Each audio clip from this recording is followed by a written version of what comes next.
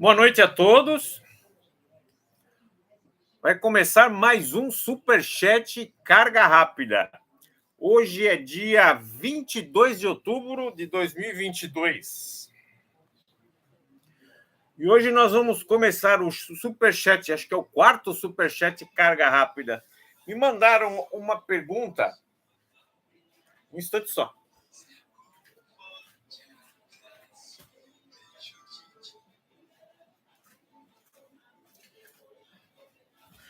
Me mandaram uma pergunta via Instagram sobre rolamentos.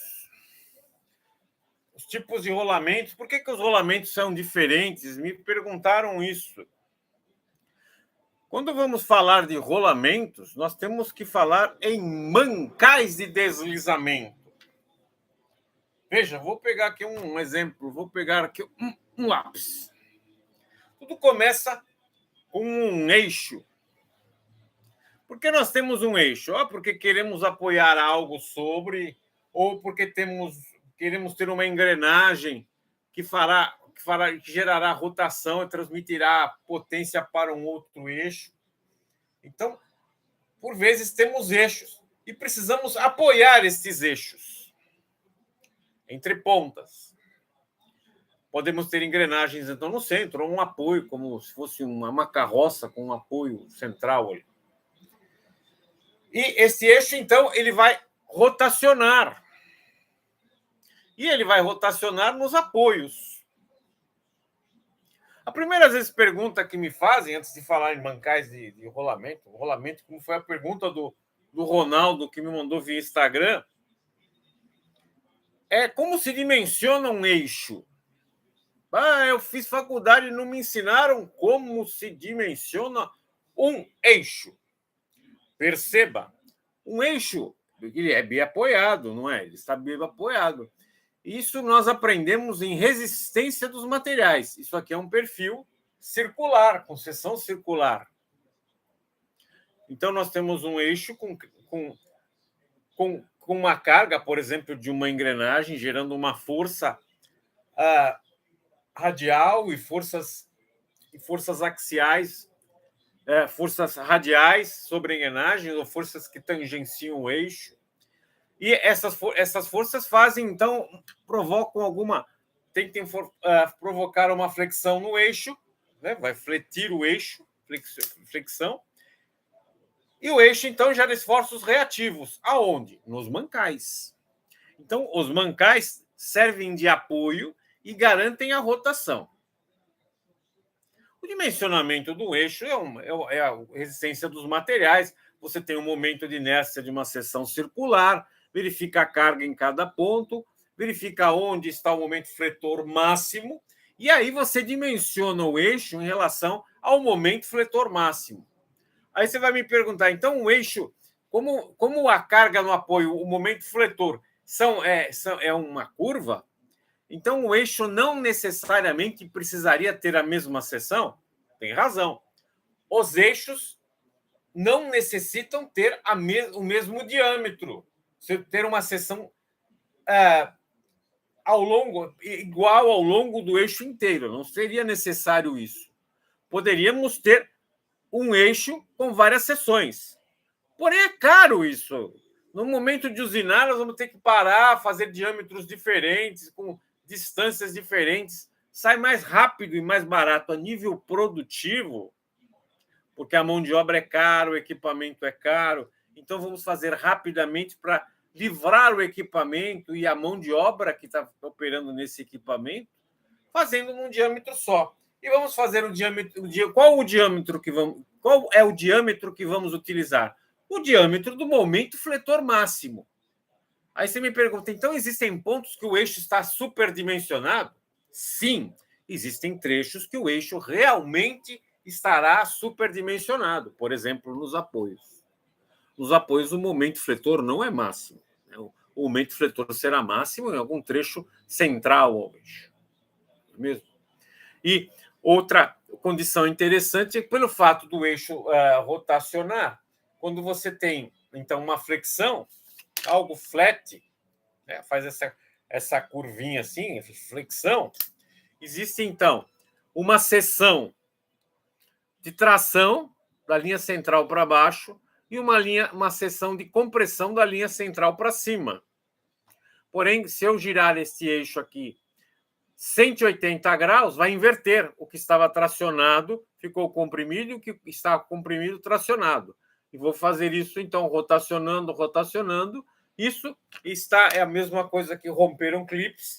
Se tivermos um clipe, nós percebemos que conseguimos romper um clipe só fazendo esse movimento, sem quase qualquer esforço. É muito fácil quebrar um clipe, só ir torcendo.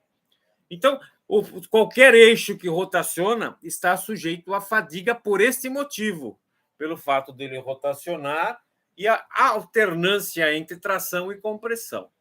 Então, esses são os cuidados com o eixo. Por isso, então, existem gráficos que te sugerem coeficientes de segurança contra a fadiga.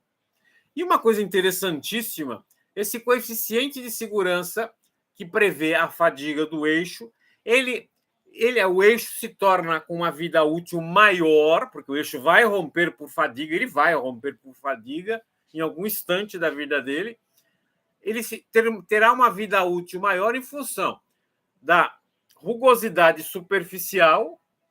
Sim, quanto mais polido estiver o eixo, maior será o número de giros que ele conseguirá fazer ao longo de sua vida, sem romper. E também, se tivermos rebachos no eixo, devemos evitar os cantos vivos, porque canto vivo é acúmulo de tensões. Pois, se temos seções de tração e de compressão, temos linhas de força de tração e compressão. E as alterações de seção fazemos que as fibras de tração se desviem. E se tiver o raio, ela desvia muito mais fácil, muito mais harmoniosamente, não é mesmo? Então, devemos evitar cantos vivos em eixo. Quando o eixo tem canto vivo, ele vai quebrar realmente na seção do canto vivo, não só também por fadiga, pela própria condição dos cristais metálicos, não é? Lembramos que o aço é composto de ferro mais carbono, então existem cristais e podemos ter uma ruptura intercristalina, ou seja, a ruptura começa entre os cristais e se propaga. Então, evitar cantos vivos e quanto mais polido a nível do processo, melhor. Não é evidente que não vamos acrescentar um tratamento, um acabamento superficial mais caro só para ter uma vida útil. Se puder ter no processo de usinagem um eixo um pouco mais liso, um pouco mais polido, melhor para a vida útil do eixo. Mas vamos voltar ao nosso assunto de mancais, né? Então, e às vezes me pergunto como é que se calcula o eixo. Esses são os cuidados que devemos ter. Todos nós sabemos calcular eixo porque tivemos no segundo ano da faculdade de resistência dos materiais e é flexão. Mas agora olhando gráficos que relacionam rotação, que relacionam acabamento superficial, rebaixos dos eixos, que já sugerem quais são os coeficientes de segurança que devemos impor no cálculo do diâmetro ideal. Não que o eixo ficará superdimensionado. Já estamos, então, levando em consideração como é a forma geométrica do eixo. Agora, vamos lá. Então, temos os mancais, são os apoios, e o eixo deve rotacionar. Agora, perceba, poderíamos ter algo mais barato. Temos apenas buchas, que é uma bucha, são anéis. O bom de uma bucha é que seja de um material metálico, mas com uma dureza superficial menor. Especialista Rogério Torres. Boa noite. Você entrou agora. Menor do que o do eixo. E por quê? Porque se vamos ter desgastes, porque o eixo está rotacionando, ele vai ter desgaste, o conjunto terá desgaste, que seja na peça mais barata. Qual é a peça menor? Não é o eixo. De certo, não é o eixo que é o mais barato. Porque eixos são feitos de aço nobre, por exemplo, 4140 ou um 1045. Então, os eixos, um ABNT 1045 ou um ABNT 4140. Podemos, então, utilizar buchas de bronze ou bronze fosforoso, que já tem uma lubrificação, para ter o desgaste na bucha. Então, quando começamos a ter desgaste, trocamos a bucha do eixo. O problema de eixos com bucha é que devemos, então, garantir a lubrificação. E por quê? Quando o eixo rotaciona, veja que interessante. Vamos fazer um comparativo. Você está dirigindo o seu carro na estrada, a roda está rolando e está chovendo. Quando a roda rola... Jonatas, boa noite. Boa noite, Jonatas. Quando a roda do seu carro rola, faz a rolagem sobre a pista molhada, dependendo da velocidade, quando a velocidade é muito elevada, não há tempo da água escapar debaixo da roda. Não há tempo. Então, a roda do seu carro anda por cima da película de água. Nessa situação, nós falamos que o carro está aquaplanando. Você perde a dirigibilidade. Você pode virar a direção, ele não vai fazer curva. Você pode frear, ele não vai frear. Ele está passando por cima da água. E quando, então, trabalhamos com um eixo com bucha, esse é o conceito. O eixo irá apoiar sobre uma película de um líquido e, no momento da rotação, ele vai arrastar esse líquido para baixo do eixo. O eixo rotacionário empurra esse líquido para baixo. Rotação alta, ele consegue empurrar muito líquido para baixo. Chega um ponto em que ele se descola, não apoia mais na bucha e ele fica sobre a película. Esse é o conceito, então, da lubrificação quando trabalhamos com bucha. Daí você percebe qual seria o líquido que daria uma película para que, então, o eixo deslizasse sobre a película e não sobre o apoio do mancal. Um líquido mais viscoso, que é um lubrificante. Por isso, então, eixos que trabalham com mancais de deslizamento, ele irá deslizar, necessita de uma lubrificação e trabalhar com o óleo indicado, com a viscosidade indicada, para garantir que ele penetre embaixo do eixo. E não só penetre embaixo do eixo, como ele consiga penetrar na tolerância entre bucha e eixo, porque existe uma folga ali. Então, o óleo não pode ser muito viscoso, que não consegue penetrar na folga, ou tem dificuldade de penetrar na folga. Então, por vezes, é mais interessante ter um óleo até um pouco mais líquido do que um óleo muito viscoso, que não penetra na folga. Você joga o óleo, mas não lubrificou nada. Então, isso são mancais de deslizamento. Então, quando a pergunta do Ronaldo, que me mandou no Instagram, ele queria saber sobre rolamentos. Então, estamos falando de apoio de eixos, então são mancais. Então, temos mancais de deslizamento, que é o caso das buchas, e os mancais de rolamento, onde, pelo próprio nome, existe o elemento que rola, o elemento rolante. Esse elemento rolante, então, ele se apoia. Ele se apoia sobre bucha? Não, ele vai se apoiar sobre anéis. Então, o elemento rolante vai trabalhar com o anel externo e o anel interno. E para que um elemento rolante não se atritem entre si, os elementos, porque só devem ter vários, não é? Existem anéis separadores, vulgarmente chamado de gaiola. Anéis separadores. Isso é o que compõe o rolamento. Você também me perguntou, Ronaldo, não sei se acho que o Ronaldo... Tá aí, Ronaldo. Por que os rolamentos têm elementos rolantes com formas diferentes? Veja que interessante agora. Aí é uma boa pergunta, porque quando imaginamos rolamento, sempre pensamos num elemento interno, que é aquela bolinha metálica, né? Vulgarmente, a bolinha metálica é uma esfera metálica. Porque a esfera metálica é o mais comum, a esfera metálica é o mais comum, porque no início o processo fabril é o mais fácil de fazer as esferas metálicas, com toda a problemática de fazer esferas metálicas. Mas a esfera metálica é a mais fácil de ser controlada no processo fabril, pela repetibilidade dos diâmetros. Então, ele passou a ser o mais comum. Mas perceba, existe um problema a nível de resistência muito grande quando falamos de esferas. Porque você imagina, então, uma esfera, uma bolinha... Eu não tenho nenhuma bolinha aqui. Mas uma esfera e ela apoia sobre uma superfície. Essa esfera apoia sobre a superfície. Percebe que ela vai apoiar em um ponto? Então, a área de contato da esfera sobre uma superfície é um ponto. Agora, vamos lá. Pressão é uma relação de força sobre área. A força é necessária para o trabalho. E a área é essa área de contato da esfera com o ponto, com o anel. É um ponto minúsculo. Então, quanto menor a área, se é força sobre ela, menor a área, menor o denominador dessa equaçãozinha, maior a pressão. Então, o elemento rolante de esferas executa uma elevadíssima pressão sobre os anéis. É um problemão.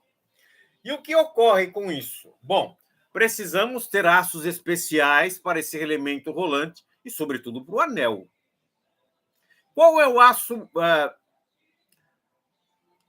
aço melhor para você ter essa resistência? Porque estamos falando, então, que é para resistir, impedir que a esfera afunde, penetre sobre o anel. Então, a esfera, tanto a esfera quanto o anel, precisam ter uma dureza superficial para impedir esse afundamento, penetrar, agora o nome técnico, essa craterização do anel. Porque se craterizarmos o anel, o elemento rolante vai dar uma volta e POC. Dá uma volta e POC. Aí, como os rolamentos trabalham muito com rotação elevada, nós escutamos o rolamento zunindo, né? Escutamos esse barulho característico de rolamento craterizado. Então, qual seria o aço melhor? Bem, existe um aço Normadin 1,8550.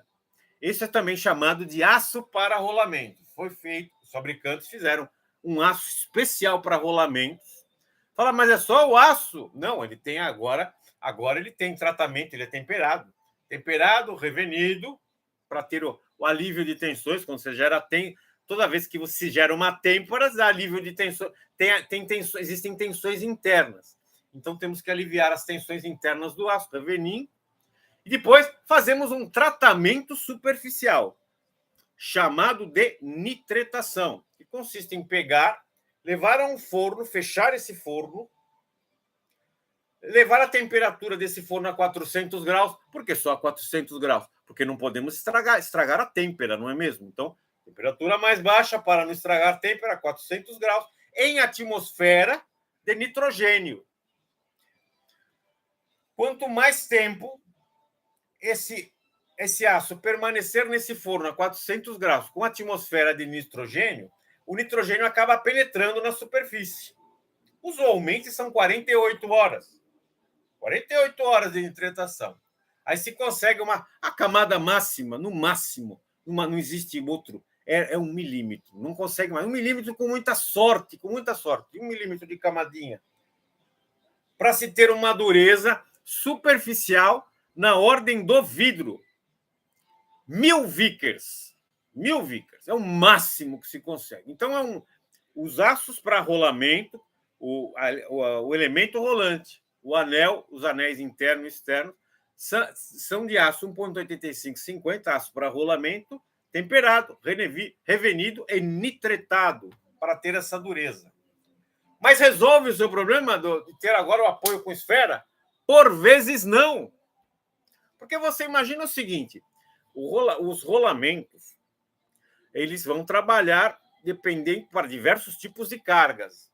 Então, existem rolamentos, por exemplo, no eixo do tambor do elevador de carga do seu prédio. Lá tem rolamento, né? O tambor está puxando o cabo, está enrolando o cabo, está levando lá 7 pessoas no elevador, tem apoios lá, tem rolamento para levar aquelas 7 pessoas. Agora, uma coisa é erguer 7 pessoas pesando 70 quilos cada uma. 6, 7 pessoas, 70 quilos. Outra coisa é pegar uma ponte rolante de 25 toneladas. Percebe? Aí o tambor de enrolamento do cabo, porque vai ter um cabo lá em cima também, ele vai ter uma carga maior. Não só o tambor que enrola o cabo, mas também os rolamentos da roda do carro transversal dessa ponte rolante, não é mesmo? Então, temos aí rolamentos que vão trabalhar com cargas maiores. E então, essa forma esférica não é conveniente, porque ela tem pequena área. Aí se começa, então, a brincar com mudanças da geometria do elemento rolante que está dentro do rolamento. Então, se não tivermos uma esfera, mas tivermos um cilindro, vou pegar aqui uma tampinha de caneta, tivermos uma forma cilíndrica, perceba que o cilindro, ele, então, tem uma área, tem a área do ponto, mas tem o L, o comprimento L. Então, agora a área de contato é maior. Chegamos, então, num rolamento chamado rolamento de rolos com a forma cilíndrica. Então, rolos cilíndricos. Eles suportam uma carga superior ao rolamento de esferas. Então, quando folheamos o catálogo e ultrapassamos a carga de um rolamento de esferas, passamos para o rolamento de rolo cilíndrico. Já não serve mais o rolamento de esferas. Entramos no rolamento de rolos cilíndricos. Por isso que muda a geometria. Fala, mas eu já ouvi falar que tem outros tipos de formas geométricas. Sim, até agora estávamos falando em apoio, falando em engrenagem bonitinha que empurrava aqui, perpendicular ao eixo, a carga. Então, estava tudo bonitinho, né? Papai e mamãe. Bonitinho. Agora, vamos mudar a forma geométrica da engrenagem, por exemplo, que temos aqui nesse eixo. Se mudar a forma geométrica da engrenagem, não temos uma engrenagem de dentes retos, mas vamos inclinando o dente para a engrenagem ter uma área de contato maior, porque se você inclinar a área de contato dos dentes é maior, e inclusive ser uma engrenagem mais silenciosa. Esse tipo de engrenagem com os dentes inclinados, para ter uma área de contato maior. A engrenagem pode ser mais estreita devido a isso. E ela é mais silenciosa porque o engrenamento e desengrenamento ocorre gradativamente. Puxa vida! Essa é a engrenagem utilizada no câmbio do nosso automóvel. São engrenagens helicoidais. Perfeito. Então, a engrenagem helicoidais é a maravilha do mundo? É a maravilha. Só que ela não só suporta o esforço radial em relação ao eixo. Agora, como ela tem o dente inclinado, ela vai fazer um esforço no sentido contra o rolamento, chamado interno ao eixo. Interno ao eixo. Interno, ela vai empurrar o eixo. É chamado esforço axial. Agora, então, o nosso mancal, ele está não só submetido ao esforço de apoio, mas ele também, o eixo tende a escapar, ele tende a se movimentar nesse sentido, ele quer ir embora, ele sai. Quando a engrenagem helicoidal gira, o eixo quer escapar. Então, nós temos que travar o rolamento em uma das paredes do redutor ou da caixa de câmbio, temos que travar esse rolamento, e esse rolamento tem que estar preparado a suportar a carga axial. Rolamento de esfera suporta a carga axial? Até suporta um pouco de carga axial, mas o rolamento de esfera não suporta muita carga axial, não. Mesma coisa de rolamentos, então, de rolos cilíndricos que falamos. Ele suporta um pouquinho de carga axial? Um pouquinho ele suporta, mas não é feito para isso. Se nós utilizarmos um rolamento, então, de rolos cilíndricos com engrenagens helicoidais, vai chegar num ponto em que o elemento rolante vai escapar do anel e o eixo escapa. Então, aqui é necessário um elemento rolante diferente. Bom, não pode ser de esferas, porque a carga é muito elevada. Tem que ser de rolos. Mas então vamos inclinar o rolo. Aí aparece o rolamento de rolos cônicos. Quando temos, então, uma carga elevada, precisamos de um elemento rolante de elevada área e precisamos que esse rolamento suportem cargas radiais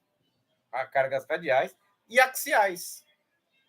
E aí, então, quando falamos de rolamentos, a forma do elemento rolante depende da aplicação. Depende da aplicação. Fala, mas existem mais rolamentos. Outro dia eu vi um rolamento que parecia araminhos lá dentro do rolamento. Inclusive não tinha anéis. esse rolamento. Sim, agora, se precisamos de elevada carga, temos os rolamentos de rolos cilíndricos. Mas quando queremos um rolamento de rolos cilíndricos, mas gostaríamos que ele fosse muito pequenininho, devido à aplicação, tivesse pouco peso, nós precisamos de um rolo cilíndrico muito fininho, que é quase na forma de uma agulha. Por isso é chamado de agulha. Então, são os rolamentos de agulhas. Os rolamentos de agulhas têm uma característica interessantíssima, porque a necessidade de um rolamento de agulha é ter um tamanho diminuto, um tamanho muito pequeno, suportem cargas elevadas e de baixo peso. Onde temos isso? Por exemplo, em aeronaves, em aviões a jato, né? O eixo que suporta as hélices do jato, porque o jato, antes do jato, você tem hélices que empurram o ar para dentro da turbina, comprime aquele ar, depois você tem a chama lá na frente para a expansão. Quando expande, a própria expansão faz as hélices girarem e captar mais ar, e saindo mais ar, mais queima, e não para, é gradativo isso. Então, você tem hélices de captação. Ali são utilizados rolamentos de agulhas, porque queremos rolamentos pequenos. Tão pequenos que não utilizamos anel interno e externo. Nós passamos os dados para o fabricante de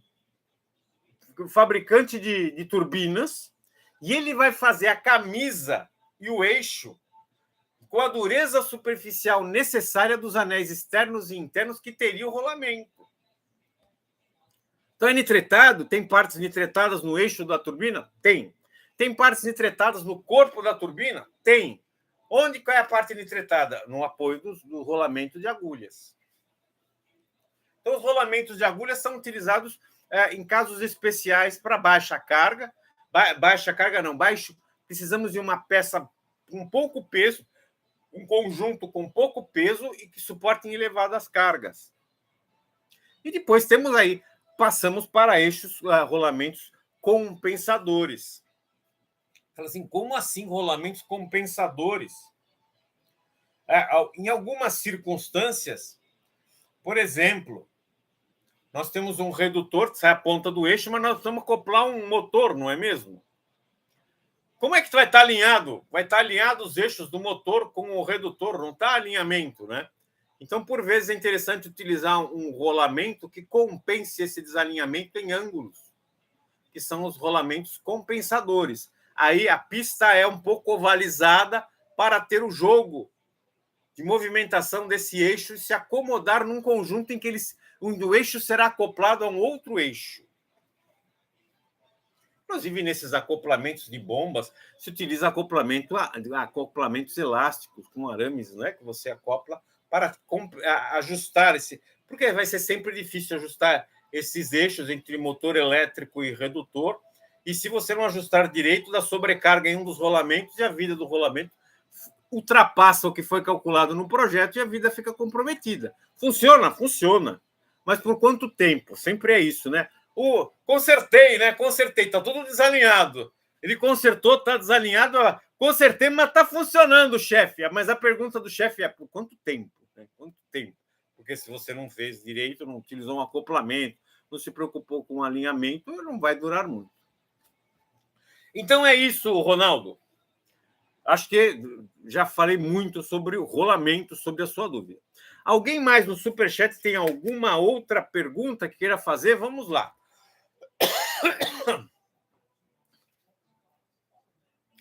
Começamos com o Ronaldo, que mandou a pergunta pelo Instagram. Eu tenho um Instagram da professora Valéria. Quem quiser mandar perguntas por lá também pode mandar. Aí eu respondo no Superchat. Eu não vou responder no Instagram porque eu não uso muito o Instagram. Eu olho de vez em quando, mas eu garanto que uma vez por semana eu olho.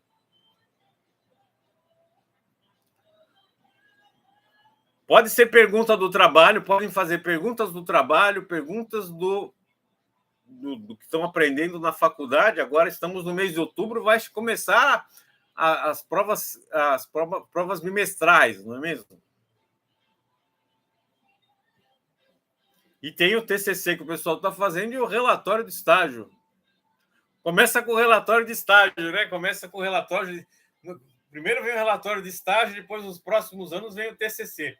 O primeiro medo é o relatório de estágio. O importante é, quando você vai fazer um relatório de estágio para ganhar o professor na faculdade, é você fazer um pouco já parecido com o TCC. Então, tem que ter a fundamentação teórica. Por exemplo, um aluno pode, por exemplo, estar trabalhando lá no setor de qualidade. E o que ele faz, esse aluno? Ele pega a pecinha, mede e passa para o chefe. Ele vai ver um trabalho besta. Eu pego o paquímetro, meço, faço uma tabelinha, calculo a média, eu desvio o padrão, passo para o meu chefe. É um trabalho idiota. Não importa. Isso é estágio. O que você vai pôr no seu relatório de estágio? Primeiro, fundamentação teórica. Você tem que explicar para qualquer pessoa que seja leiga o que é um paquímetro. Qual é o conceito do paquímetro, que é muito lindo? Não estou falando em paquímetro digital, não. Estou falando em paquímetro roots, coisa séria, coisa de gente grande, com suas linhazinhas. O que ele faz? Você pega a divisão, tem lá 10 divisões, mas no nônio você encolhe e não faz aquelas 10 divisões ficarem reduzidas a menos 1 milímetro. Aí você já reduz, ele vai ficar naquela fraçãozinha menor, é um conceito lindo. Então, você tem que explicar isso, como é que se faz a leitura com paquímetros, para que serve um micrômetro, qual é a grandeza do micrômetro. Se você explicar, fala assim, olha, vamos fazer um comparativo, né? Eu não tenho noção do que é um do que é um micron. Existe um micron e a micra. A micra é o plural do micron. Eu não tenho noção de quanto é isso. Bom, você já coloca no seu relatório de estágio que você sabe quanto mede um fio de cabelo. Quanto mede um fio de cabelo? Vou fazer a pergunta aqui. Isso! Mede 70 micra. A média de um fio de cabelo é 70 micra, 0,07 milímetros. Quanto é a folga? Falamos agora em eixos acoplados a buchas, não é mesmo? Falamos agora em lubrificação. Quanto é a folga de um eixo acoplado a uma bucha? Isso, 50 micra. Significa que o seu fio de cabelo passa ali? Não! Você vê como a coisa é a grandeza. Agora nós conseguimos perceber a grandeza. O ajuste entre um eixo e uma bucha é tão pequeno que não passa um fio de cabelo de 70 micra. Não passa. É isso. Você chega para o seu professor, põe no seu relatório, você sabe isso. Fala qual que é o ajuste de um paralelo de uma prensa. Qual que é o ajuste de um paralelo de um estampo de corte e repuxo quando ele desce e sobe? Se você sabe o que passa ali no meio, o que pode passar, poxa, você já sabe, você tem a grandeza para fazer até um reparo de manutenção. E é isso que o professor de faculdade vai querer no seu relatório de estágio. Você faça a fundamentação, fale como explica, e na sua rotina diária de estágio, depois de você pôr a fundamentação teórica, você vai pôr a sua rotina. Aí você põe na sua rotina e explica o que você percebe nessa sua rotina de aplicação prática do assunto. Se você tivesse que tomar uma decisão, você saísse da qualidade, fosse na manutenção, você percebeu onde está a vibração. Por exemplo, a vibração entre um eixo e a bucha, onde ficou a bucha ficou ovalizada. Onde a bucha ficou ovalizada, você vai fazer a variação de diâmetro e vai perceber onde ocorreu a variação de diâmetro e se essa variação é muito grande. Porque é evidente que a bucha vai ficar ovalizada. Aliás, falando em ovalização e manutenção, se a bucha de um eixo vai ficar ovalizada e você tem folga e está com vibração, e você está trabalhando à noite e precisa tomar uma decisão, com o que você faria? Você não tem outro recurso. Bom, a bucha está ovalizada, você pega e gira a bucha 180 graus, você joga a ovalização para cima, porque o apoio é para baixo, não é mesmo? Sumiu a folga. Dá para trabalhar e já dá para deixar anotado para o pessoal da manhã comprar uma bucha nova. Virei a bucha 180 graus, está virada, está trabalhando o equipamento, está trabalhando sem vibrar, mas precisa comprar uma bucha nova, porque ela está ovalizada. Eu só mudei o ponto de apoio da carga. É isso. Alguém tem uma pergunta? Porque eu começo a falar, eu falo muito. Jonatas, Rogério, Torres, Ronaldo.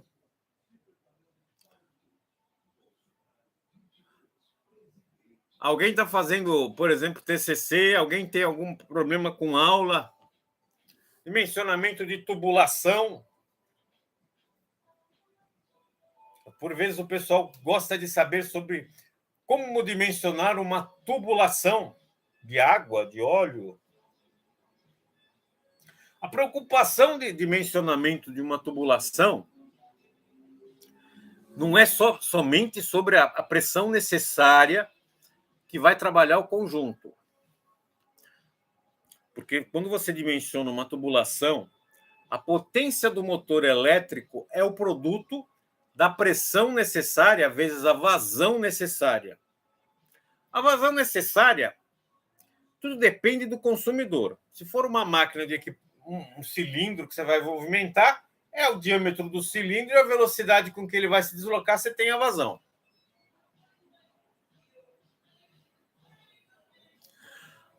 Mauro Curtolo, boa pergunta. Com a redução dos preços dos rolamentos, ainda vale a pena usar buchas?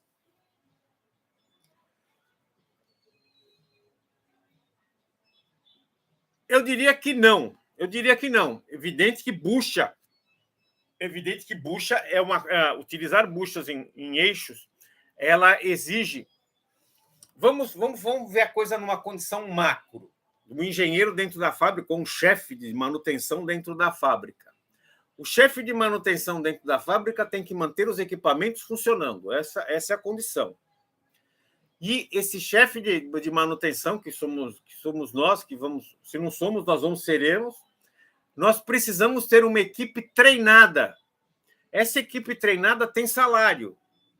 E nós queremos ter um baixo salário, não é mesmo? Nós queremos ter um baixo salário, porque bom é que nós tenhamos um bom salário, nós ganhamos um bom salário, que nós somos pagos para resolver os problemas da fábrica.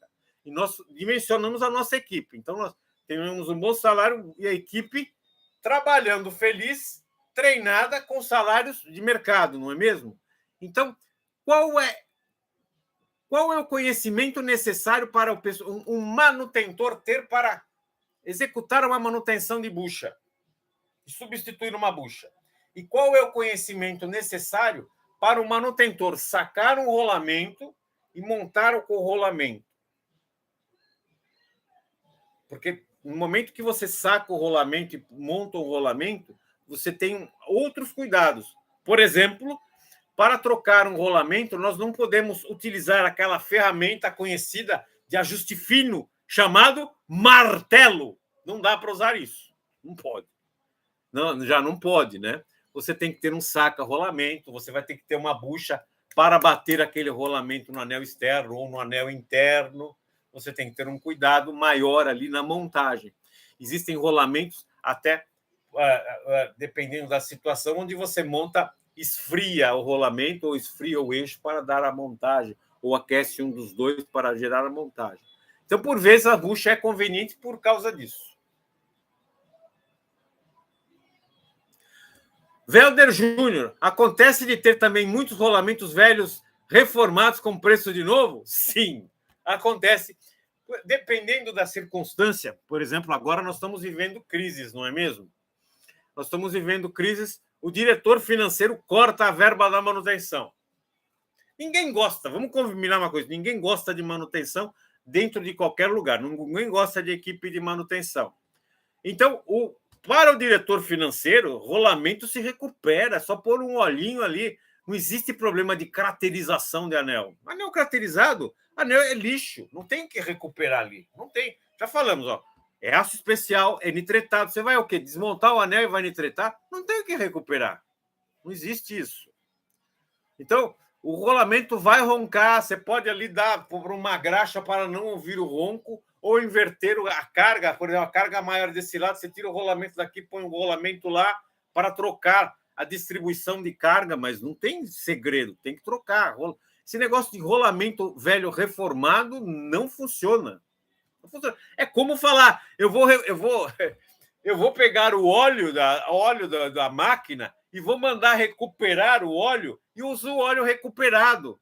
Não existem empresas que recuperam óleo hidráulico? Tem empresas que recuperam óleo hidráulico. Mas vou fazer uma pergunta. Quando quebra a cadeia covalente do óleo, o óleo, como é que você faz a ligação molecular de novo? Não faz.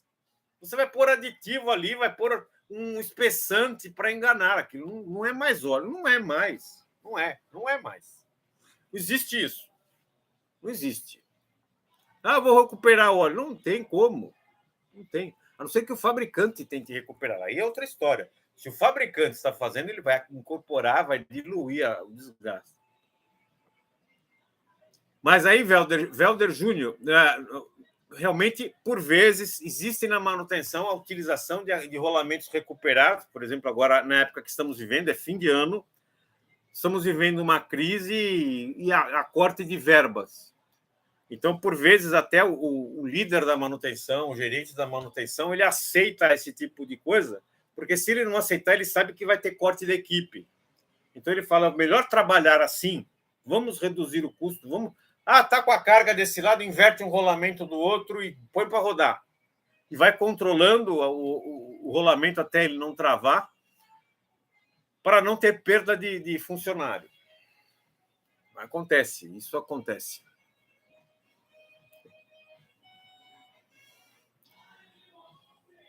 Alguém tem mais alguma pergunta? Assim, fora, vou lá. Estávamos falando também de tubos, não sei se vocês têm curiosidade de tubos. Estávamos falando de vazão e pressão, né? Quando escolhemos a potência do motor elétrico de uma bomba, é a relação da pressão necessária, que se for um atuador, um cilindro, a pressão que o cilindro deverá avançar, ou se for um sistema de água, que vamos recalcar a água, a pressão para empurrar aquela água naquela altura, chamado de altura manométrica. Mas fora essas condições de movimentos ou de altura manométrica, nós temos que acrescentar as pressões perdidas. Como assim? Nas pressões perdidas, que são a perda de carga.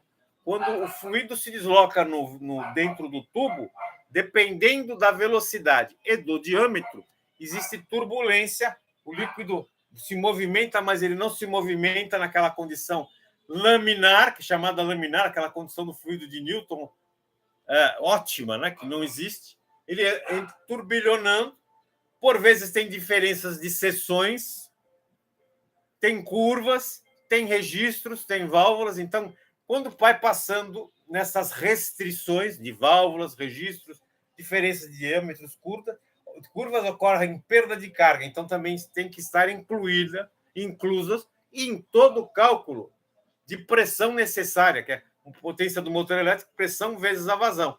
Vazão é fácil de determinar, que é o consumo, e a pressão é a pressão do circuito, mais a pressão necessária para a frente. Sabe o que acontece com relação que o pessoal às vezes tem medo de mecânica dos fluidos, até quando falamos de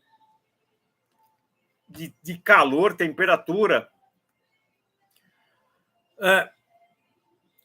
Quando falamos em fluidos, as equações são chamadas equações empíricas. O que é uma equação empírica? É aquela que foi deduzida por ensaio. Não existe um cálculo, não ocorreu um cálculo primário, aquilo foi se desenvolvendo até chegar na equação. Não. Teve um cientista que estava num laboratório,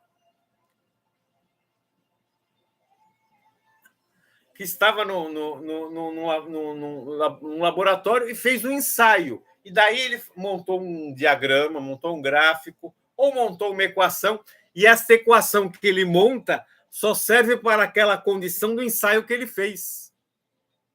Por isso que é complicado. Eu não gosto de mecânica dos fluidos, eu não sei calcular a tubulação. Sim, você apenas ter consciência que quando você vai usar a equação que você vai usar a equação que você vai aplicar no projeto da sua tubulação, verificar se é a equação correta para aquilo que você precisa calcular. Porque vamos ter muitas equações, diversas equações, com diversas aplicações para cada equação, que são chamadas equações empíricas. E por isso que também transmissão de calor é a mesma situação. Então, estamos passando um vapor num tubo e queremos isolar esse tubo. Como vamos calcular o isolante para esse tubo, essa tubulação? Também são equações empíricas. Ou temos diagramas empíricos, ou temos equações que vão valer para aquela condição e para aquela forma de tubo. Mudou a forma do tubo, é outra equação, é outro gráfico. E por isso que o pessoal fala, não sei fazer, eu fazia na faculdade, tirava, às vezes, nota baixa, porque não soube analisar isso.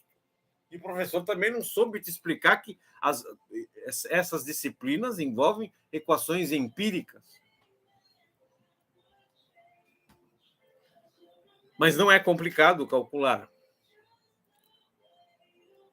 Alguém tem alguma pergunta agora de trabalho, estágio, relatório de estágio? Já respondi para muitas pessoas aqui do grupo, do Superchat.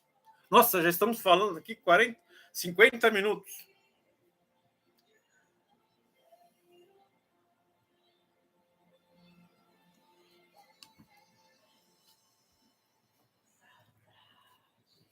Hoje não tem ninguém sobre levantamento de... Valder. Velder Júnior, para você é tarde querer seguir a carreira na engenharia com 28 anos? Não. Não é tarde. O que você tem que olhar, quando você pensa em engenharia, pense no mercado de trabalho como um todo. Como um todo, o mercado de trabalho. O mercado de trabalho assimila profissionais dos 25 anos, bem, o profissional, 25 anos até os 45. Ou seja, você vai ter muita empregabilidade nesta área. O mercado de trabalho aceita. Se você for um técnico do Senai, o mercado de trabalho aceita. Se você tiver qualquer outra formação técnica, eletricista, em elétrica, em eletrônica, só técnica, o mercado te aceita. O que ocorre? Quando você tem um curso superior, o mercado te aceita, mas ele te dá já um cargo de staff, que é um cargo de liderança. Nesse cargo de staff, você terá um salário melhor do que o cargo de operacional, porque como técnico, você será um funcionário operacional. Você está agindo, você vai operar o problema. Como engenheiro, você não necessariamente atua frequentemente mexendo no problema, porque você está gerindo a situação. Você está traçando a estratégia, como se fosse uma guerra, você está fazendo uma estratégia, um plano para que aquele trabalho seja feito, como engenheiro. Então, você vai ganhar mais. Existe um cuidado que se tem que ter quando você pensa em engenheiro, porque é assim, é uma pirâmide. Você tem alguns técnicos atuando naquela organização e menos engenheiros. Então, numa troca de emprego, você tem mais dificuldade de encontrar um emprego se você for engenheiro do que com um técnico. Por isso que os engenheiros, quando fazem curso de engenharia, eles não param mais.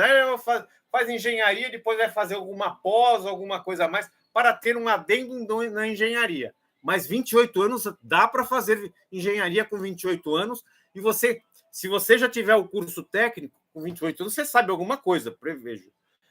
Quando você está fazendo curso técnico e já fala que está cursando engenharia, o mercado já te pega. O mercado, opa! Por quê? Porque ele é uma pessoa esforçada, porque você tem um perfil esforçado. Então, é bem aceito um técnico que está estudando engenharia. O mercado gosta disso.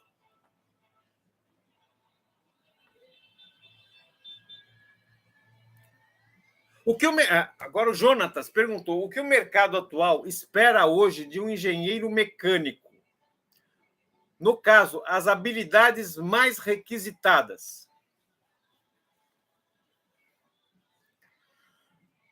Por vezes eu assusto, né, quando eu falo isso. A competências, vamos falar em habilidades e competências. A competência que é necessária para um engenheiro, que o mercado de trabalho quer, e que vai ser avaliado na entrevista, não é o conhecimento. Eu falo isso aí, o pessoal estremece, né? Fala, não é o conhecimento. Porque o conhecimento, quem for te entrevistar, ele sabe que você foi certificado. Por quê? O MEC te certificou. Quem certificou seu diploma? O MEC. O MEC padroniza os planos de ensino de qualquer faculdade. Fala, mas você está dizendo que então não tem faculdades melhores e piores? Tem faculdades mais difíceis e menos difíceis. Tem. Então, existem organizações, por exemplo, multinacionais, que preferem contratar profissionais de faculdades mais difíceis de entrar, porque querem um profissional com aquela característica de procurar um conhecimento, de ser um nerd ou daquela região como eu diria, financeira, o berço financeiro que a pessoa teve, porque as pessoas realmente que estudaram nas melhores faculdades tiveram uma infância mais bem... O pai e a mãe tiveram financeiramente um poder aquisitivo maior.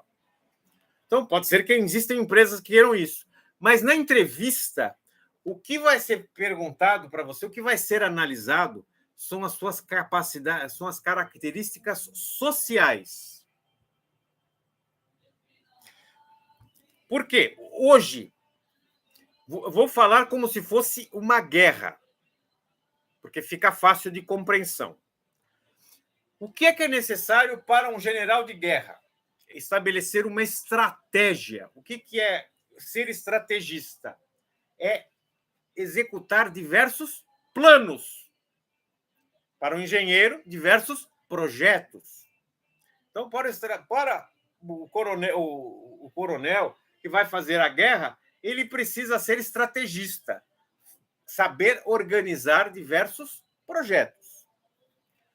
Outra coisa, para fazer diversos projetos e saber se o projeto vai dar certo lá na frente, ele precisa ser visionário, prever o futuro. Para que ocorra aquilo que ele planejou, foi visionário no seu projeto, ele vai precisar se estabelecer equipes. Que tipos de equipes? Equipes, se fosse na guerra, seria as forças-tarefa, né? Cada equipezinha de força-tarefa executa uma tarefa. Numa organização, cada equipezinha é multifuncional, ou seja, tem lá 5, 6 elementos, cada um com um tipo de expertise, executando um objetivo diferente. Então, o que querem saber é se você sabe, tem habilidades de comandar essas equipes, essas forças-tarefas, essas equipes, se você é uma pessoa visionária e se você é sociável para captar, perceber pessoas.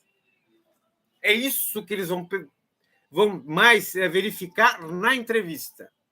Depois, posteriormente, na última entrevista, quando você for ser entrevistado com a pessoa, realmente o seu chefe, pode ser que ele te pergunte alguma coisa técnica que você aprendeu na sua faculdade. Pode ser, pode ser. É isso que o mercado de trabalho espera de você. Então, o que se espera, né? O que se espera? Que o MEC garanta que as faculdades executem o plano de ensino e ele certificou o seu diploma. Você tem o diploma engenheiro. Eu posso pegar esse, posso pegar o outro, qualquer engenheiro. Agora, o que você é diferente de todo mundo? O que você é diferente de todo mundo? O que te faz um engenheiro diferente? É isso que eles procuram. Qual a noção do todo que você tem? Qual a noção do todo? Como você vai atuar gerando um lucro para a empresa, não um desperdício para a empresa, com os recursos que a empresa tem? Atualmente, nós estamos vivendo uma crise. Existem cortes, está ocorrendo cortes de verbas, cortes de pessoal. Como você vai lidar com isso, com esses cortes? Com baixa verba, tendo às vezes que cortar pessoas. Quais são as pessoas que você vai cortar? para manter a organização funcionando. Mas vale a pena.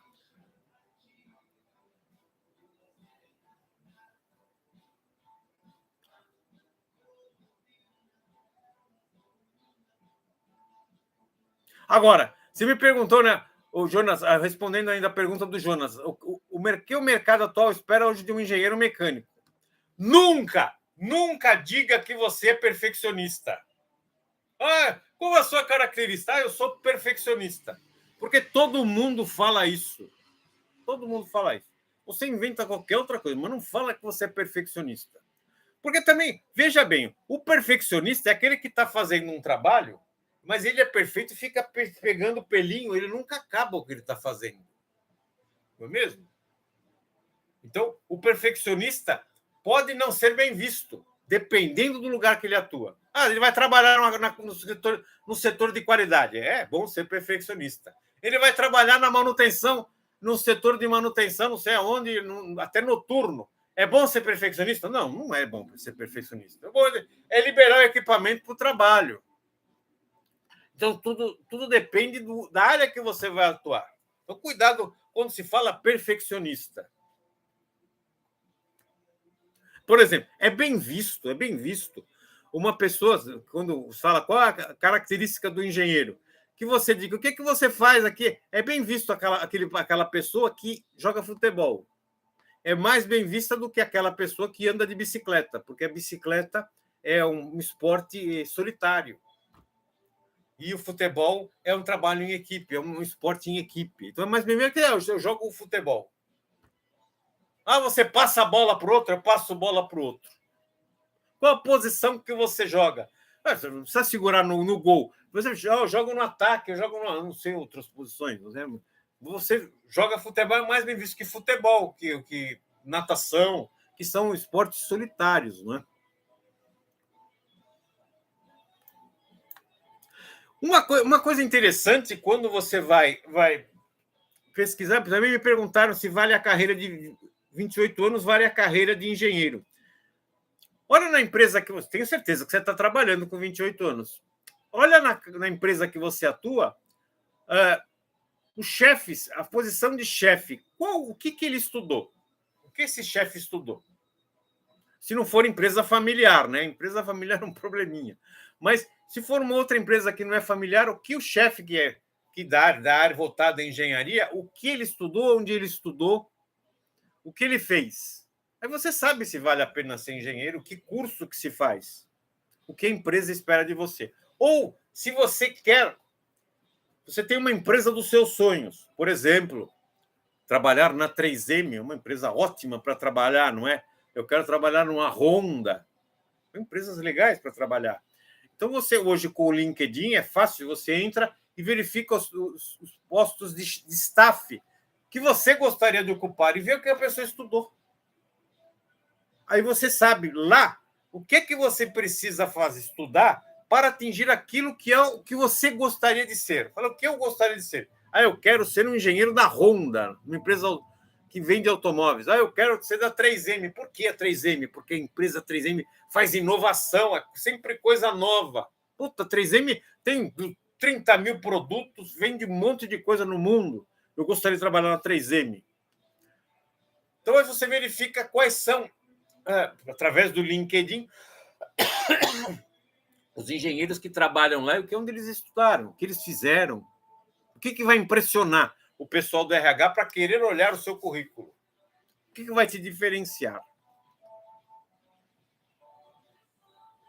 Nunca é tarde. 28 anos não é tarde.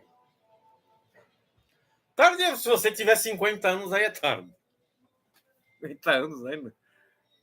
Aí é um pouco mais complicado, mas dá para trabalhar ainda. Engenheiro, vamos combinar que engenheiro com 50 anos pode dar aula, hein? Pode dar aula. Então, trabalho tem. Sem contar banco. O banco pega. Veja, aqui eu sei que o pessoal, pela proposta do meu canal, as pessoas que assistem o Carga Rápida são pessoas que gostam de conhecimento técnico, gostam de mexer, já mexem no seu carro, mexem em coisas em casa, tem caixa de ferramenta em casa, gosta, vai. Quando vai numa loja de ferramentas, perde tempo lá. Mas não esqueça, quem vende seguro de transporte de máquinas e equipamentos são engenheiros. Quem vende torno, quem vende extrusoras, máquinas sopradoras, são engenheiros que vendem isso. Então, nós temos necessidades de engenheiro, o mercado necessita de engenheiros para vendas. Por que o engenheiro para venda? Porque ele sabe para que produto, qual o equipamento necessário e a característica do equipamento. Ele vai fazer a oferta do equipamento.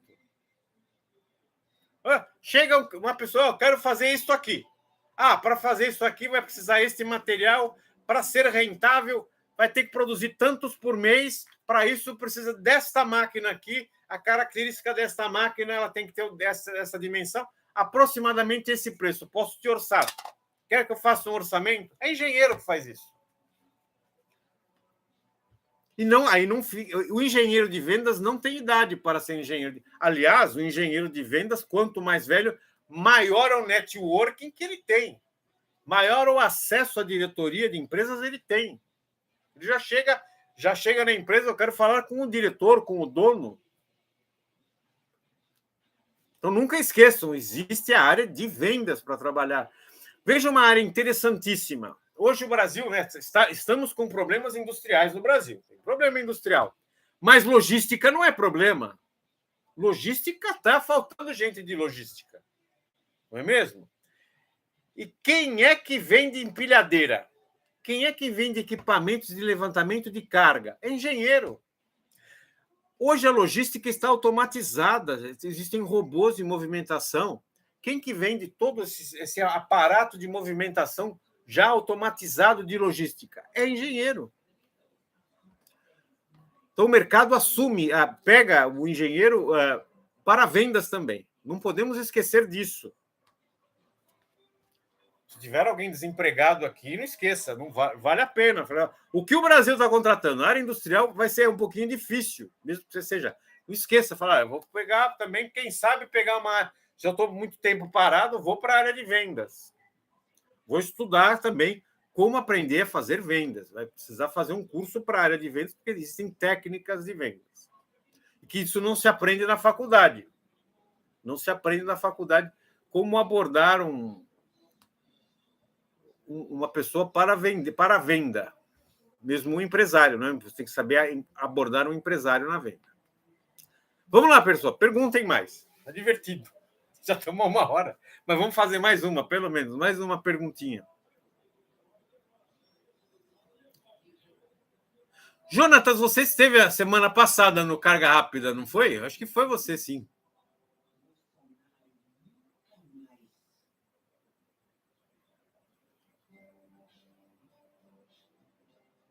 Isso é.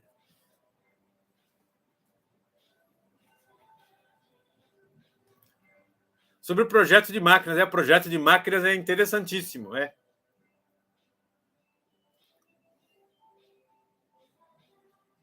O projeto de máquinas no Brasil são alguns setores que ainda tem. É um pouco difícil a empregabilidade, mas não é nada impossível. Não é nada impossível. Uma sugestão, se você gosta de projeto de máquinas e não está conseguindo se encaixar, não se esqueça aqui, Jonatas. Produção de peças metálicas no Brasil sempre vai ter. Porque máquina de lavar roupa, fogão, refrigerador, sempre vende. A indústria automotiva não para de trabalhar. Isso exige prensa, exige chapas e exige ferramenta, que é o estampo. E o estampo é projetado. Então, as grandes estamparias que fazem estampos, maioria no sul do Brasil, contratam projetistas de ferramentas.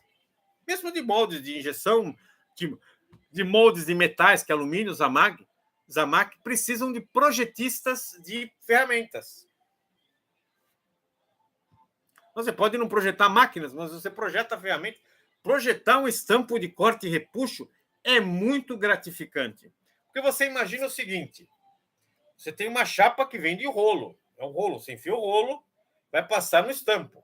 Então, a prensa desce, faz o corte, a dobra, né? Ou o repuxo, a prensa sobe, já fez a primeira dobra. Não faz a dobra de uma vez. Faz em 3 ou 4 batidas. Aí tem um alimentador de chapa, ele avança a chapa, dá um passo. Aquilo que foi modificado nessa área vai para uma outra seção do estampo. E essa aqui vai ser dobrada na primeira dobra. Aí bate. Aí depois a chapa avança. Você vai avançando. Cada passo. Agora a pergunta dificílima. Essas peças são de precisão? São. E como é que o alimentador de chapa vai ser preciso? Você fala, vou pôr um motor de variador de frequência. Ele é preciso. É preciso. Mas eu estou falando na ordem de décimo de milímetro. Menos que 5 décimos de milímetro. Como é que você faz? Com pinos indexadores. Então, na primeira batida, você fez num lugarzinho da chapa, você fez um furo, que é o furo que vai até o final de todos os estágios, porque chama-se estampo progressivo, porque a chapa vai sendo progressivamente dobrada e cortada, onde a chapa, então, ele fez o primeiro furo, depois ela dá um passo, no passo seguinte tem que encaixar bem naquele furinho. E se não encaixar, não tem problema, porque o pino é cônico, ele posiciona a chapa. E quem prevê isso? O projetista. É lindo isso, é lindo. E tem vários furos desse, não é um só. Um só garante, não. Geralmente tem diagonal, porque eles não travam.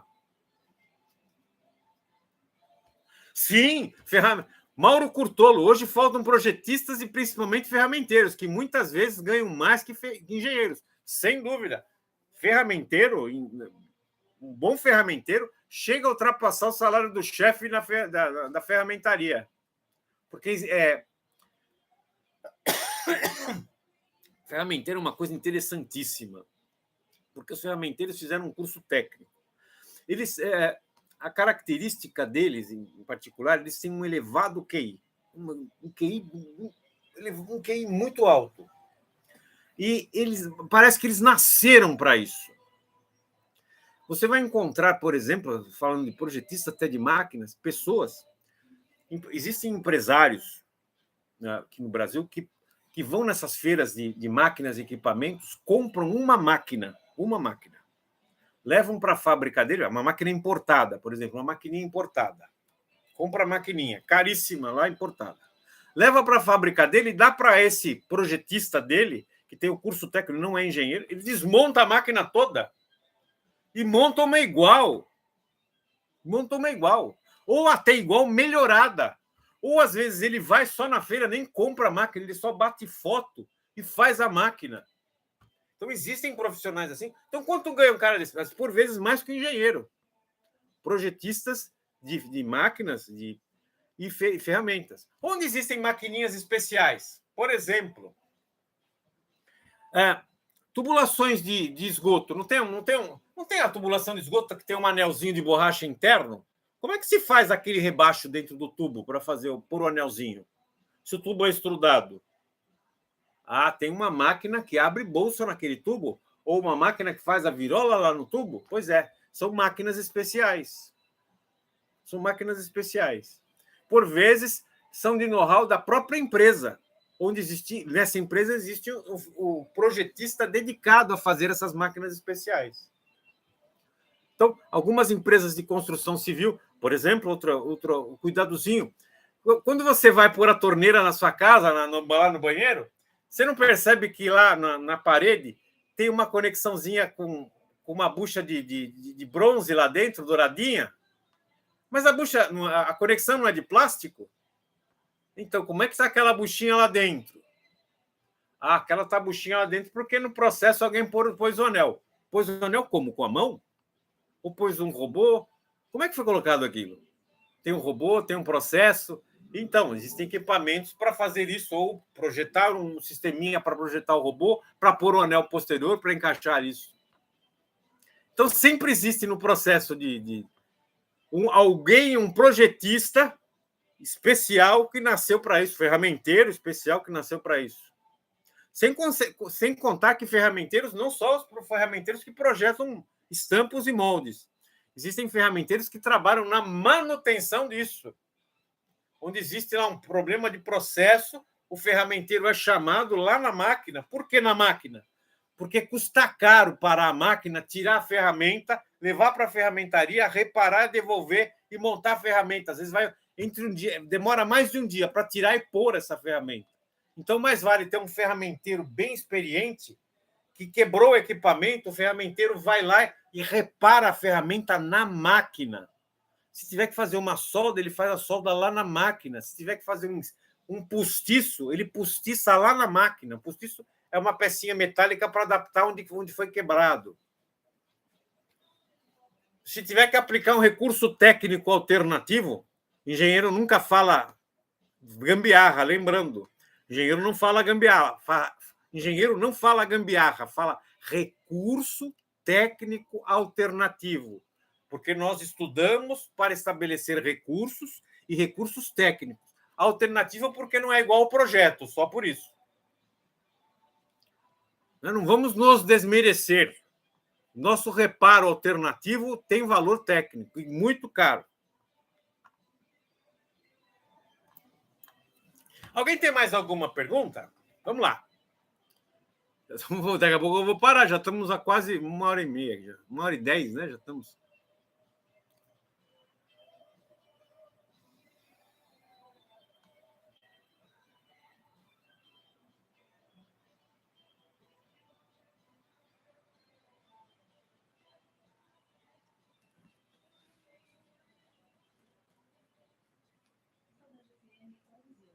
Agora, qualquer dessas áreas aqui que nós falamos nessa conversa de hoje, vocês percebem que é importante conhecer materiais. Um mínimo de materiais é necessário ter. Assim, qual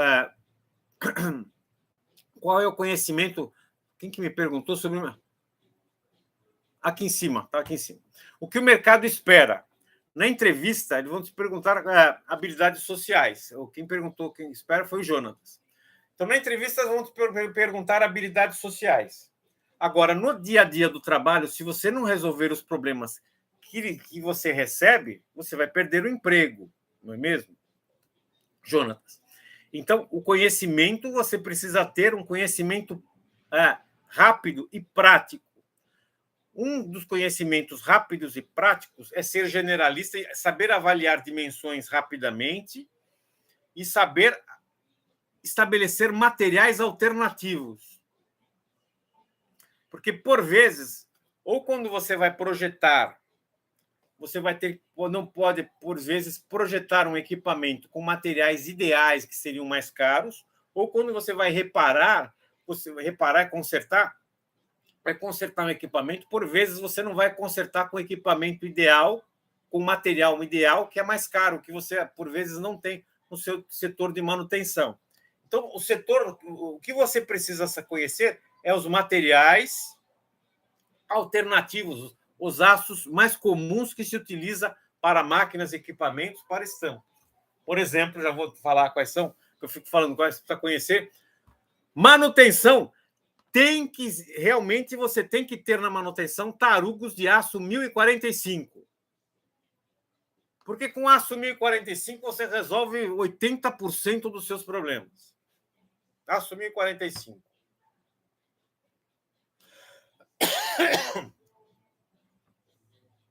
Abaixo de 1045 pode? Não, abaixo de 1045 já começa a amolecer. Para ter uma ideia, o prego, aquele que você bate por madeira, ele fica em torno de 1010, 1020, aço ABNT 1010 e 1020. Você percebe que quando você bate no prego, ele entorta, né? Então, o 1045 já possui uma resistência mecânica mais elevada. Ele não é um aço com liga, com alta liga, mas ele consegue absorver cargas e você consegue reparar para mandar executar depois a peça ideal conforme o projeto, se necessário. Então, conhecer materiais é importante para saber tomar algumas decisões.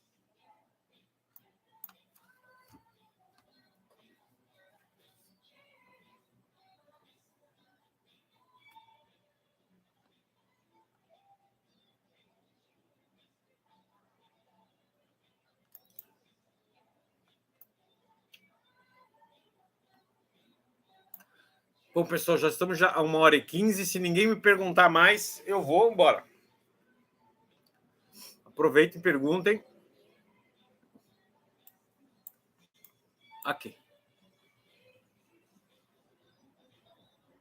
Jonatas, realmente tem sempre essa situação de buscar materiais alternativos. Sim. Então, é necessário conhecer materiais. Eu falei aço, mas, por exemplo, para vedações, você ter vedações alternativas na sua manutenção. Conhecer, por exemplo, os diâmetros, saber quais são as vedações principais da sua empresa que você vai utilizar para se tiver que fazer um reparo, se você trabalha em manutenção, ou saber quais são as vedações ideais para uma máquina, equipamento, para aquele tipo de trabalho. Aliás, vedação é uma condição interessantíssima. Por quê? Por vezes, por exemplo, máquinas que trabalham com óleo. Você pega a vedação, ela resiste ao óleo? Sim. O problema quando um equipamento trabalha com óleo é que o equipamento vai aquecer. Agora, o que você faz quando vai cozinhar na sua cozinha? Lá você vai cozinhar batata ou alguma coisa dura. Você põe água, óleo e temperatura. Aí você cozinha. E aquilo amolece. Não é mesmo? Porque o fluido aquecido amolece alguns materiais. Então, amolece vedação? Sim. Então, temos que tomar cuidado quando vamos projetar, por exemplo, qual tipo de vedação que vamos utilizar. A vedação não é só a compatibilidade com o fluido, é a compatibilidade com o fluido àquela temperatura. Mauro Curtolo, gostaria de uma aula sobre tipos de aço, suas aplicações e, se possível, os tratamentos térmicos. Também são muito importantes. Vou fazer. Agora eu estou fazendo uma aula sobre intralogística. Assim que terminar essa aula de intralogística, eu faço então essa, Mauro Curtolo. Eu estou fazendo agora, estou trabalhando a próxima carga rápida, vai ser o Carga Rápida Tech, que vai falar sobre equipamentos voltados à intralogística, que é a logística interna de uma organização. Então, não só empilhadeiras, como pallets, qual tipo de pallet e o que se tem como substituto hoje para a movimentação dentro dessas organizações. Por exemplo, como uma Amazon funciona? Né? Como é que uma Amazon funciona e ela é uma potência gerando lucro? E é isso que hoje está se desenvolvendo aqui no Brasil. O que vende Magazine Luiza? Bom, Magazine Luiza não vende só produto, né? Ela vende um banco, financiar o produto. Mas ela tem os estoques delas e tem que fazer as entregas do estoque, né? Mas essas empresas que hoje nós compramos pela internet têm que ter uma logística muito avançada. Então, o que vai ser falado são os equipamentos que essas empresas estão utilizando, porque é o mercado que o engenheiro tem hoje para empregabilidade, que é a logística, né? Mas será feito aqui a aula sobre aços, suas aplicações e possíveis tratamentos térmicos, que é importantíssimo. Por vezes, eu falei, não se utiliza, acabei de falar, né? A gente quase não usa aço ABNT 1020 para fazer reparo. Mas você pode usar aço 1020, sim. Você pode. Por exemplo, eu tenho só aço 1020 agora, o que é que eu vou fazer? Mas você tem um forninho na sua manutenção, você faz usina em 1020 e faz cementação. Você aumenta a dureza superficial, você faz uma camada cementada e aquela peça em aço 1020 serve. Então, dá para fazer, existem alternativas quando você não tem o aço apropriado em fazer o tratamento superficial, que dá para fazer em qualquer lugar, cementação dá para fazer em qualquer forno. Você só precisa uma atmosfera com carbono, né? E você gerou a cementação com dureza superficial maior, por exemplo, uma peça que está sofrendo impacto, ela bate, encosta, tem que suportar uma carga. O 1020 ia deformar, né? Mas se você fizer do 1020 cementado, já resolve um tempo aí.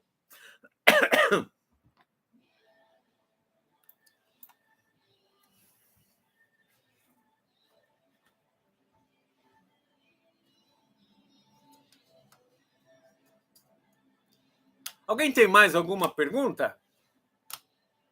Eu percebi nesse grupo aqui, desse superchat, que é o grupo que realmente gosta de vivenciar problemas. Eu comparo esse grupo do superchat de hoje como... Não sei se vocês assistiam filme de Jornada nas Estrelas, que tinha o Capitão Kirk, em que ele cada hora estava vivendo um problema e ele tinha lá que encontrar uma alternativa com os recursos que ele tinha, não é mesmo? Ele era o Capitão Kirk lá da aeronave, ele tinha a equipe dele e ele descia, não tinha alternativa para resolver, só tinha algumas possibilidades de solução, tinha que pegar aquilo que ele tinha à volta e ele resolveu o problema. É isso. E eu percebi que esse grupo gosta disso. E a vida do engenheiro dessa área é isso. Evidente que os engenheiros têm diversas áreas, né? Tinha o MacGyver. O MacGyver. Mauro Curtolo, né? O Mauro Curtolo falou que tinha o MacGyver, sim. O MacGyver sempre encontrava uma alternativa. Que é o engenheiro. O que é a engenharia? A engenharia é uma atividade, não é uma ciência, é uma atividade que utiliza diversas disciplinas, diversos conhecimentos. Então, você pode usar a química, a física, o conhecimento em metalurgia, em fluidos. Então, você utiliza diversos conhecimentos. E não necessariamente precisa ser muito aprofundado em todos eles. Eu não sei aprofundar. Não importa, você conhece a base, você conhece a fundamentação teórica, é o suficiente. Você já resolve muito com isso. E tendo as ferramentas, né? Tendo ferramenta é importante.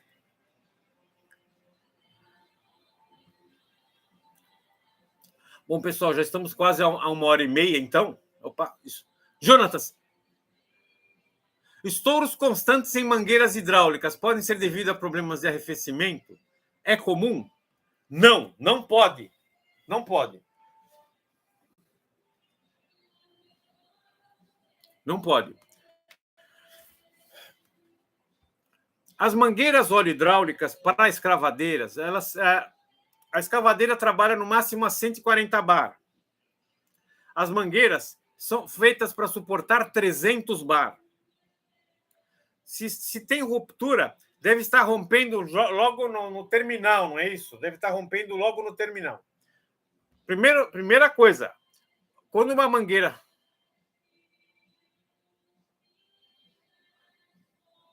Já falo com você, Jancé. Deixa eu só terminar com...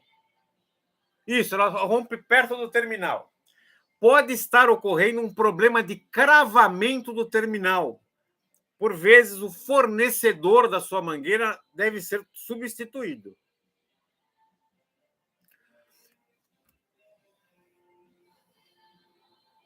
Agora, é importante, você verifica essa escavadeira, a temperatura do óleo, porque o que vai acontecer se você a escavadeira estiver ultrapassando a temperatura de trabalho do óleo, que deve ser no máximo 60 graus Celsius. As vedações das válvulas direcionais, que devem ser manuais, começa a existir vazamento interno nas válvulas.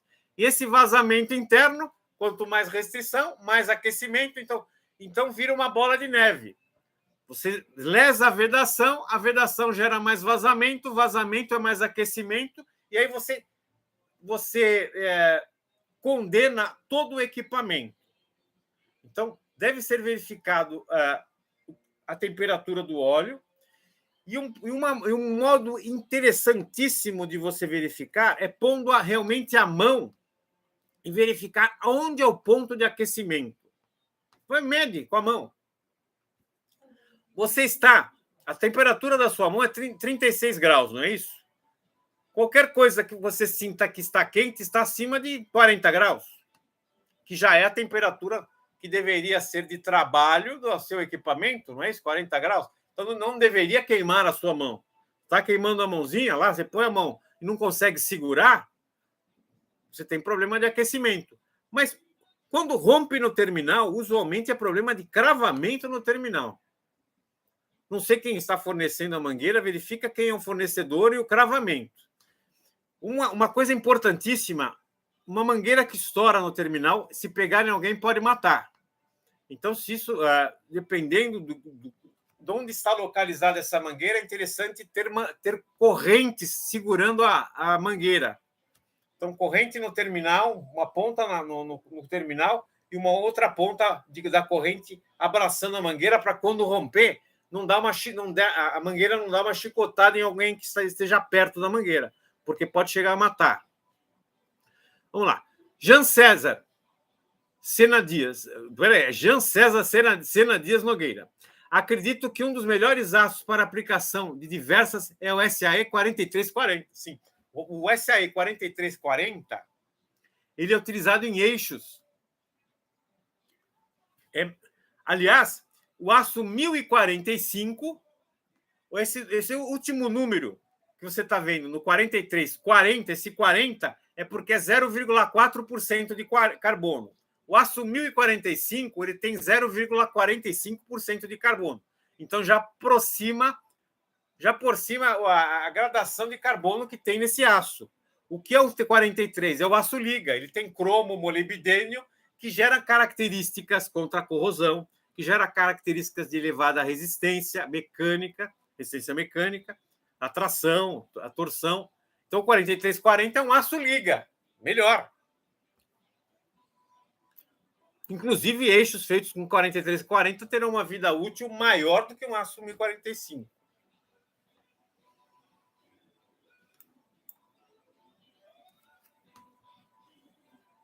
Mas é assim que você percebe. Quando for comparar um aço, veja os dois últimos. Isso é normalizado, tá? Essa normalização da designação dos aços. Os dois últimos dígitos determinam a porcentagem de carbono. Então, o aço 1045, o 10 significa que é aço carbono, no 1045. E o 45 é que é 0,45% de carbono. E quando é 43, já é aço liga, e o número 4 e o 3 significam as ligas que estão pertencentes naquele aço. No caso, é o cromo molibdênio. E existe a porcentagem ali do cromo molibdênio.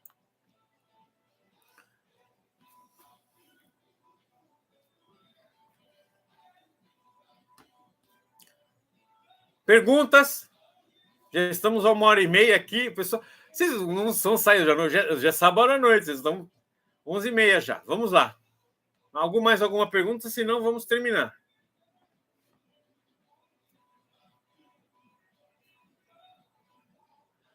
Então, tá bom. Vou terminar e, Jonatas, veja o terminal ali. Veja quem está fazendo o cravamento desse terminal, que pode ter coisa errada ali. Perceba que as mangueiras de óleo hidráulicas, elas têm um tipo de borracha interna, um elastômero interno, depois elas são revestidas com uma malha de aço, e o cravamento no terminal deve abranger essa malha de aço interna da mangueira.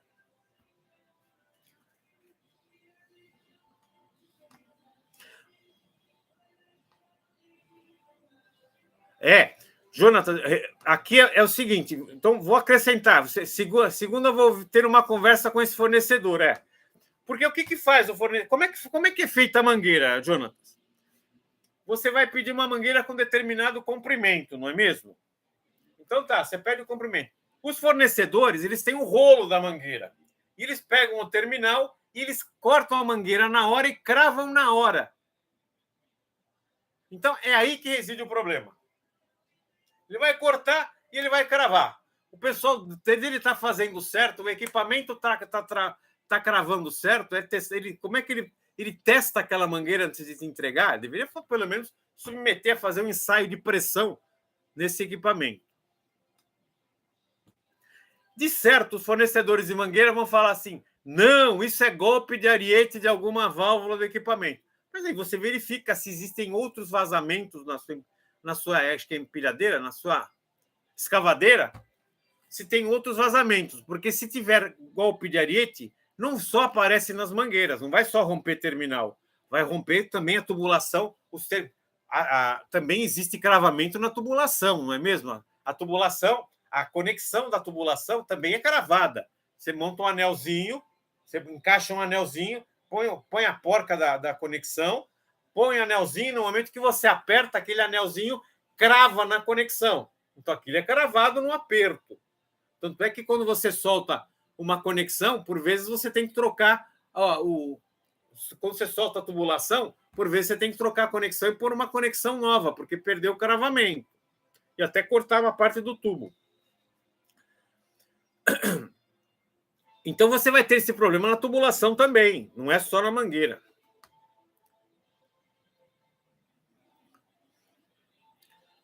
Bom, pessoal, então já estamos a 1h30, vamos terminar o Superchat. Agradeço a atenção de todos.